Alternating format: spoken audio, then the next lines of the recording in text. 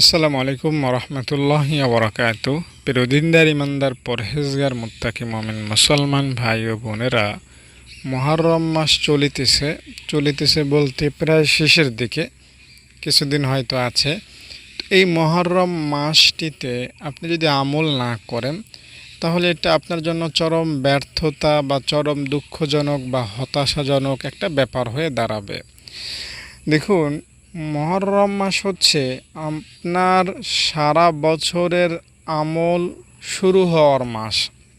এই মাসে আগামী 12 মাস, আগামী একটা বছর কেমন কাটবে সেটা আপনি আল্লাহ তাআলাকে জানান দিতে পারেন।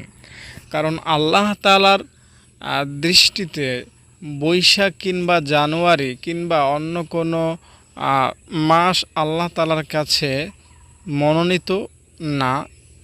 আল্লাহ তাআলার কাছে প্রিয় মাস হচ্ছে, বছরের শুরুর মাস হচ্ছে মুহররম মাস। এই মাসে আপনি আমলের খাতা খুললেন তো আল্লাহ তাআলা কেমন যেন তার প্রিয় বান্দাদের মধ্যে আপনাকে ঢুকিয়ে দিলেন।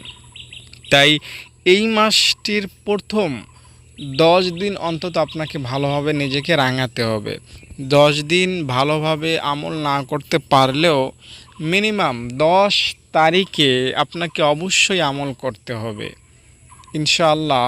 তাহলেও আপনার সারা বছরটা ভালো কাটবে। দর্শক, একটা উদাহরণ হিসাবে বলি, এটা কোনো ইসলামিক কথা না। আমরা যারা নববর্ষ পালন করি, ইংরেজি নববর্ষ আসে, বাংলা নববর্ষ আসে, এগুলো যখন আসে, যারা দুনিয়াবি মানুষ তারা আতশবাজি করে, বোমা বারুদ ফুটিয়ে, বিভিন্ন অনুষ্ঠান করে, রাঙিয়ে সাজিয়ে এগুলোকে উদযাপন করে। এবং তাদের কাছে যদি আপনি প্রশ্ন করেন, ভাই এগুলো কেন করেন, তাদের মধ্যে কিছু সংখ্যক মানুষ এই উত্তর আপনাকে দিবে, যেটা যেহেতু বছরের প্রথম দিন, তাই এই দিনটাকে আমরা সাজাই যাতে আগামী একটা বছর আমরা ভালোভাবে কাটাতে পারি, বা একটা বছর যাতে আমাদের ভালো যায়। এই একটা কুসংস্কার নিয়ে তারা বছরের প্রথম দিনটা উদযাপন করে। তো আমরা যারা মুসলিম আছি, আমাদেরও একটা নববর্ষ আছে, আর সেটা হচ্ছে মুহররম মাসের 1 তারিখ। মুহররম মাসটা হচ্ছে আরবি মাসের প্রথম মাস। এই মাসটার প্রথম দিকগুলো যদি আপনি আমল করেন, আমলে সাজান, তো আল্লাহ তাআলা ইনশাআল্লাহ আপনার প্রতি খুশি হবেন, আপনাকে সারা বছর ভালোভাবে কাটাবেন, ভালোভাবে সাজাবেন, অর্থাৎ ভালোভাবে আমল করার সুযোগ করে দেবেন, ভালোভাবে আমল করার ব্যবস্থা করে দেবেন। দেখুন, আল্লাহ তাআলা যদি না চান, আপনার প্রতি আল্লাহ তাআলা যদি খুশি না থাকেন, বা আপনার দ্বারা যদি আমল আল্লাহ তাআলা নিতে না চান, তাহলে আপনি শত চেষ্টা করেও আমল করতে পারবেন না। পৃথিবীতে 700 কোটি মানুষ আছে, সবাই কিন্তু আল্লাহ তাআলার কাছে মোনাজাত করতে পারে না, বা সবাই চাইলেও আল্লাহ তাআলাকে সেজদা দিতে পারেন না। এটা সবার পক্ষে সম্ভব না। কার পক্ষে সম্ভব? যাকে আল্লাহ চান। ওই যে একটা দোয়া আছে না, লা হাওলা ওয়ালা কুওয়াতা ইল্লা বিল্লাহ, এটা পড়লে 99টা রোগ ভালো হয়, এটা পড়লে জান্নাতের মধ্যে খাজানা পাওয়া যায়। এছাড়াও এটা সকালে 100 বার, বিকেলে 100 বার পড়লে আপনার অভাব দূর হবে। এছাড়াও এই দোয়াটা, লা হাওলা ওয়ালা কুওয়াতা ইল্লা বিল্লাহ দোয়াটা যদি রাতে ঘুমের আগে 499 বার পড়তে পারেন, আগে পরে 100 বার দুরূদ পড়ে, তো আল্লাহ তাআলা আপনার যে কোনো মনোবাসনা নিশ্চিতভাবে পূরণ হবে। এই কিতাব ধরে বলছি, আল্লাহর নামের শপথ করে বলছি, এটার মধ্যে এই ক্ষমতা আছে। তো এই দোয়ার মধ্যে কি আছে এমন যার ফলে আল্লাহ তাআলা এত কিছু দেন? এই দোয়াটার মধ্যে আমরা আল্লাহ তাআলাকে একটা কথা বলি যে, আল্লাহ তুমি যদি চাও তো আমি পাবো, আর তুমি যদি না চাও, দুনিয়ার সব মানুষ মিলেও আমাকে দিতে পারবে না। সব মানুষের সন্তুষ্টি যদি আমার প্রতি থাকেও, তবুও আমি সুখী হব না, তবুও আমি তোমাকে ডাকার সুযোগ পাবো না যদি তুমি আমার প্রতি খুশি না থাকো, বা তুমি আমার থেকে আমল কামনা না করো। তাই আপনি এই দোয়াটার মধ্যে আল্লাহ তাআলাকে বলতেছেন, আল্লাহ তুমি আমার থেকে আমল কবুল করো, বা আমাকে আমল করার সুযোগ দাও, বা আমাকে এটা করার সুযোগ দাও। তাই এটা পড়লেও আপনি আমল করার একটা সুযোগ বা ব্যবস্থা বা একটা সময় নিজের মধ্যে থেকে বের করতে পারবেন বা একটা পরিবেশ আপনি পেয়ে যাবেন। তো আমি যেটা বলতে চাচ্ছি সেটা হচ্ছে সবাই চাইলেও আমল করতে পারে না। আল্লাহ তাআলা যাকে চান তাকেই তার আমল করান। আর একটা হাদিস আছে, সেটা শুনলে আপনি আরও বেশি বিষয়টি ক্লিয়ার হবেন। সেখানে বলা আছে যে আল্লাহ তাআলা যার ভালাই চান, কল্যাণ চান, শুধু তাকেই, কেবল তাকেই, একমাত্র তাকেই দিনের জ্ঞান দান করেন, দিনের বোঝার তৌফিক দান করেন। যারা আল্লাহ তাআলা কল্যাণ চান না, সে নামাজ কি, রোজা কি, হজ কি, জাকাত কি, মহররম কি, আরাফা কি, শবে কদর কি, শবে বরাত কি, সব সমান সমান। তার কাছে কোনোটাই গুরুত্ব পাওয়া যায় না, গুরুত্ব নাই তার কাছে। তো আল্লাহ তাআলা আপনার ভালো চান, এজন্যই হয়তোবা বলছি, নিশ্চিত না, এজন্যই হয়তোবা আপনি মহররম মাসের আমল সম্পর্কে জানতে এই ভিডিওটি দেখতেছেন, বা অন্য কোনো ভিডিও দেখেছেন, বা বই পুস্তক পড়েছেন, বা কোনো ওয়াজ শুনেছেন। এই আগ্রহটা আপনার মধ্যে আছে, এটাই প্রমাণ করে যে আল্লাহ তাআলা আপনার ভালো চান। খোদার কসম, এটাই প্রমাণ করে যে আল্লাহ তাআলা আপনাকে ক্ষমা করতে চান, আল্লাহ তাআলা আপনাকে জান্নাত দিতে চান। এখন কেন চান আল্লাহ তাআলা, সেটা আল্লাহ তাআলাই ভালো জানেন। আল্লাহ তাআলা আপনার মধ্যে এমন কোনো আমল খুঁজে পেয়েছেন যেটা আল্লাহ তাআলার কাছে ভালো লেগেছে, ফলে আল্লাহ তাআলা আপনাকে কোনো একটা বাহানায়, কোনো একটা উসিলায় আপনাকে দিতে চান জান্নাতটা, আপনাকে রক্ষা করতে চান জাহান্নাম থেকে, বা দুনিয়ার জীবনটা সুখের করে দিতে চান।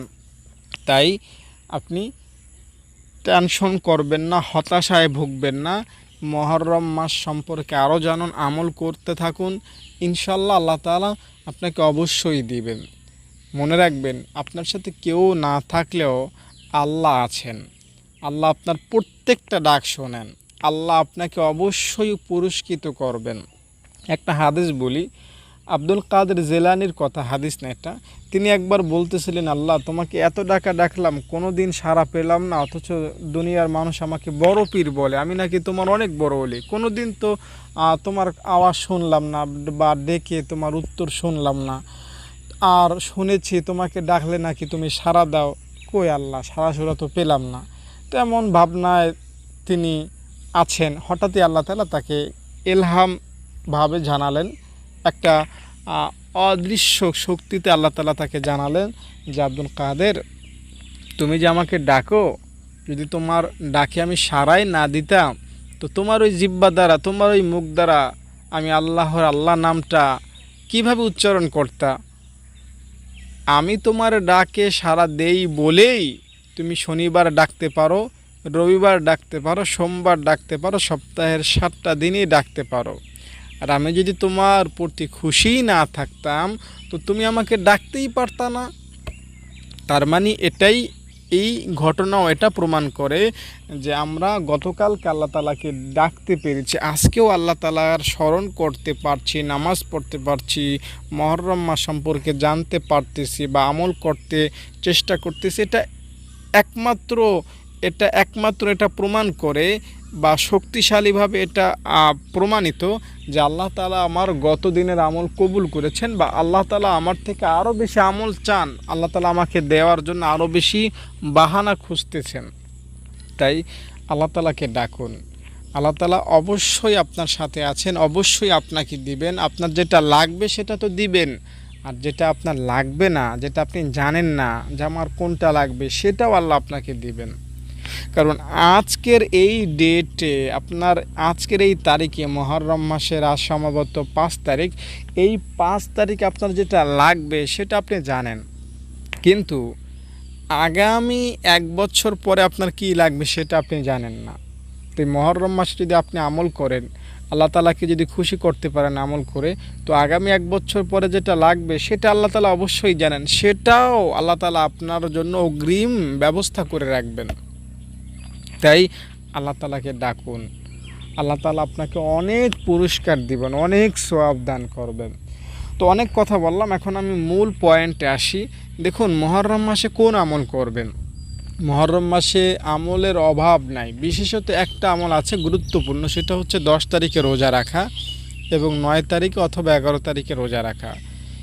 9, 10, 11 এই 3 দিনের মধ্যে 2 দিন অবশ্যই রোজা রাখবেন। কোন 2 দিন? 10 তারিখ অবশ্যই রোজা রাখবেন। এখন 10 তারিখের সাথে 11 তারিখও রাখতে পারেন অথবা 9 তারিখও রাখতে পারেন, তবে 10 তারিখ অবশ্যই রাখতে হবে। আর 9 তারিখ 11 তারিখের মধ্যে একদিন অবশ্যই রাখতে হবে।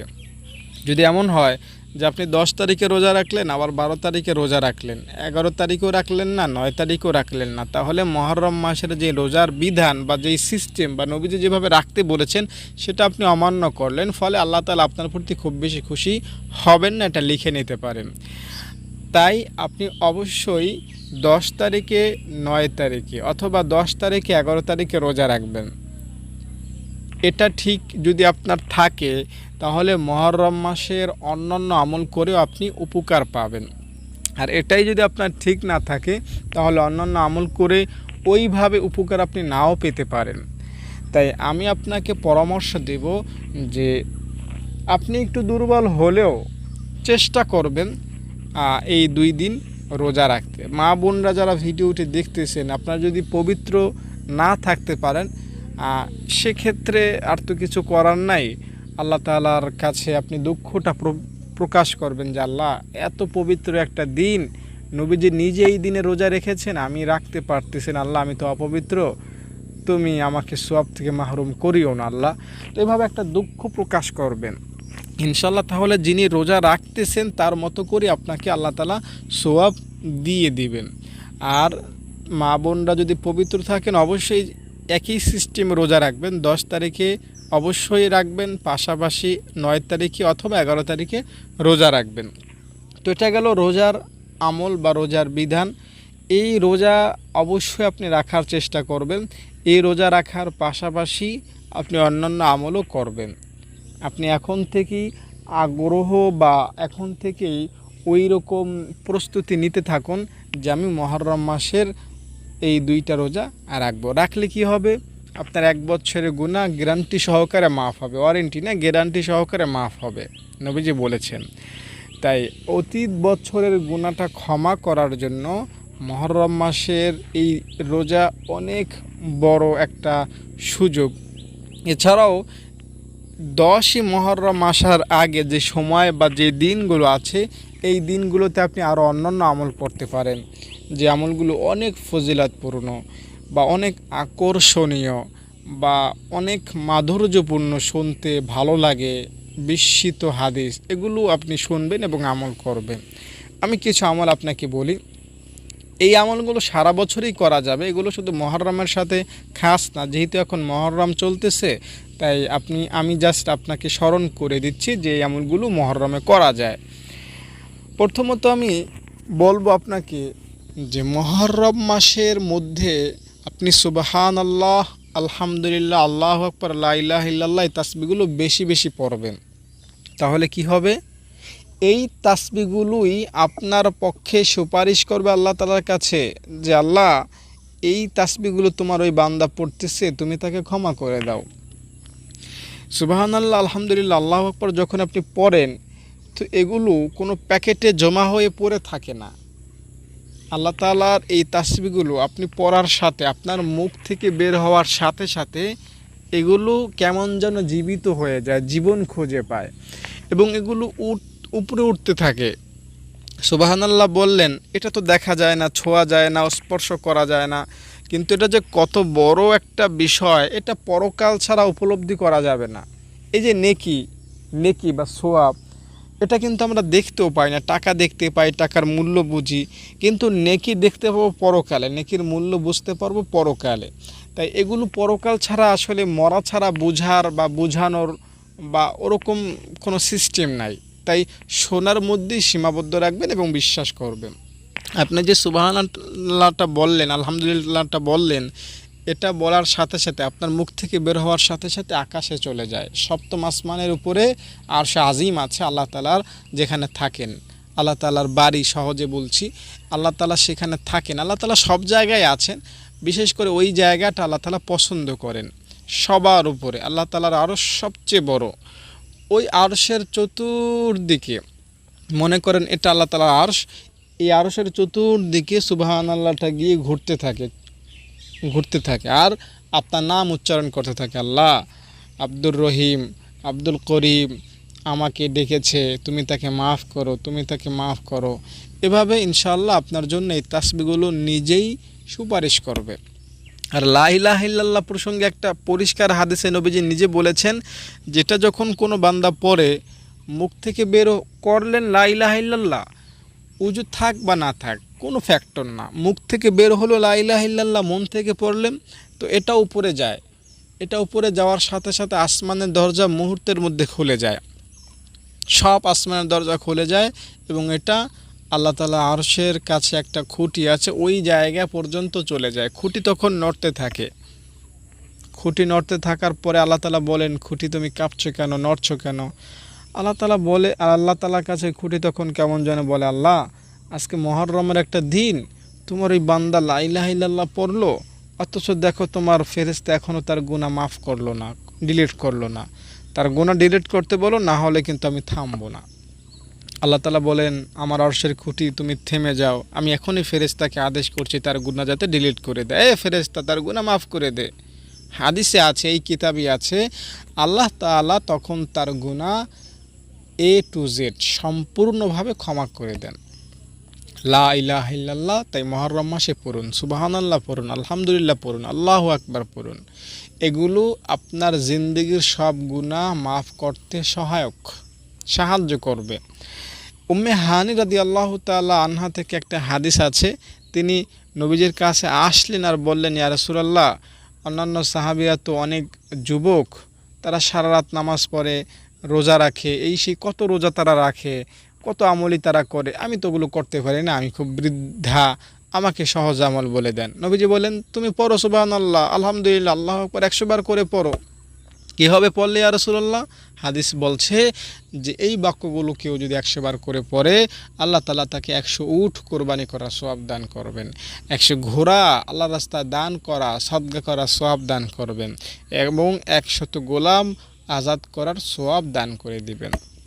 সুবহানাল্লাহ, আলহামদুলিল্লাহ যদি আপনি মুহররম মাসে পড়েন, এই যে আসমানটা দেখেন এবং এই জমিনটা যে দেখেন, এই মাঝখানে যত জায়গা আছে, Bangladesh, Pakistan, India, Canada, America, Saudi Arab, Dubai, সব পৃথিবীর যত দেশ আছে এবং যত মহাসাগর আছে, সব জায়গা জুড়ে যদি সওয়াব ভরে দেওয়া হয়, এইখানে যত সওয়াব জমা হতে পারে, যত সওয়াব অ্যাড হতে পারে বা যত সওয়াব থাকতে পারে, এই এত সমপরিমাণ সওয়াব ঢুকিয়ে, এত সমপরিমাণ সওয়াব জমা করে আপনার আমলনামার যে অ্যাকাউন্ট আছে সেখানে ট্রান্সফার করে দেওয়া হয়। এটা হচ্ছে কি সুবহানাল্লাহ, আলহামদুলিল্লাহ, আল্লাহু আকবার পড়ার ফজিলত। আর আরেকটা হাদিস আপনাকে শুনে, এটা শুনলে আপনি বিস্মিত হবেন, মনোযোগ সহকারে শুনবেন। দেখুন, আমাদের দুনিয়া খুবই ছোট আর সূর্যটা দুনিয়া থেকে 13 লক্ষ গুণ বড়। এই সূর্যের চাইতেও তারকা আরও অনেক বড়, এটা বিজ্ঞান বলে। তো এই তারকা আসমানে একটা দুইটা না, বরং দুনিয়ার যে বালুকণা আছে না, এই বালুকণার চাইতেও বেশি হবে আসমানের তারকা।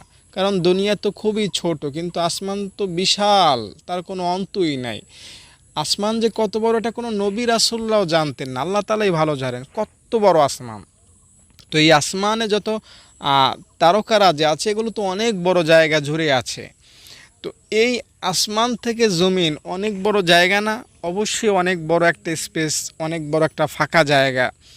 তো এই যে ফাঁকা জায়গাটা, এটা তো প্রথম আসমান, এভাবে সপ্তম আসমান পর্যন্ত 7টা তলা বিশিষ্ট একটা বিল্ডিং হচ্ছে আল্লাহ তাআলার এই সৃষ্টি জগৎ। এই 7 তলা বিশিষ্ট সৃষ্টি জগতের মধ্যে যত জায়গা আছে, এই সব জায়গা মিজানের একটা দাঁড়িপাল্লা, মিজানের তো 2টা দাঁড়িপাল্লা থাকে, একটা হচ্ছে সওয়াব রাখার জায়গা, একটা হচ্ছে গুনাহ রাখার জায়গা, রেখে এরপরে ওজন দেওয়া হবে, দাঁড়িপাল্লা যেমন আর কি। তো ওই একটা দাঁড়িপাল্লার মধ্যে আল্লাহ তাআলার গোটা সৃষ্টি জগৎকেও যদি ঢুকিয়ে দেওয়া হয়, এরপরও পরিপূর্ণ হবে না, একটু হলেও ফাঁকা থেকে যাবে।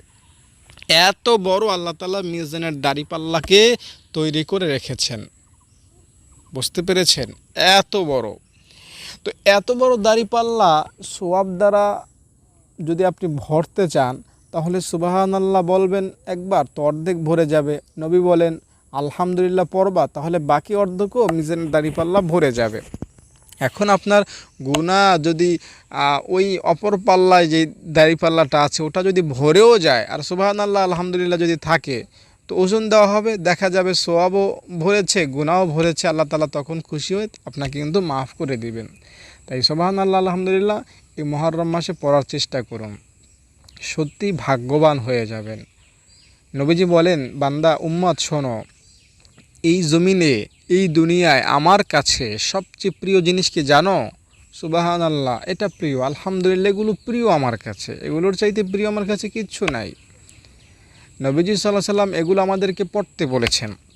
হাদিস শুনেন, নবীজি বলেন যে সুবহানাল্লাহ আলহামদুলিল্লাহ আল্লাহু আকবার নামাজের পরে 33 বার করে পড়বা, তোমার গুনাহ মাফ হবে।